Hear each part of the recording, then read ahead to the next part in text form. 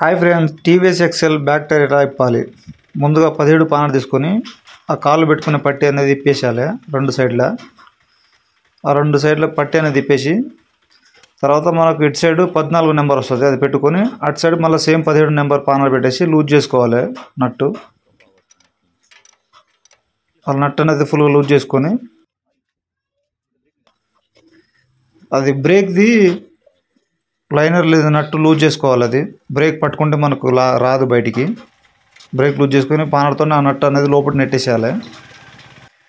నెట్టేసిన తర్వాత అటు సైడ్ మనం నట్టుని లాగేయాలి బయటికి. పొడుగు నట్టు బయటకు వచ్చేసిన తర్వాత బండి అనేది కొంచెం లేపేసి టైర్ కిందికి అనేసి లైనర్లు బయటికి ఇట్లా బలంగా లాగేయాలి, వచ్చేస్తుంది. తర్వాత టైర్ అనేది బయటికి తీసేయాలి, అయిపోతుంది. తర్వాత మళ్ళీ మనం ఎక్కించేటప్పుడు జాగ్రత్తగా టైర్ పెట్టేసి బండి అనేది కొంచెం వన్ సైడ్ లేపేసి ఫస్ట్ లైనర్ అనేది సెట్ చేసుకోవాలి. లైనర్ అలా పెట్టేసిన తర్వాత ఇటు సైడ్ చైన్ కిట్ ఉంటుంది, చైన్ కిట్ ఆ లబ్బర్స్ అందులో పెట్టాలి. అది గాడీలో సెట్ చేసి బరాబర్ ఎక్కిచ్చేసేయాలి.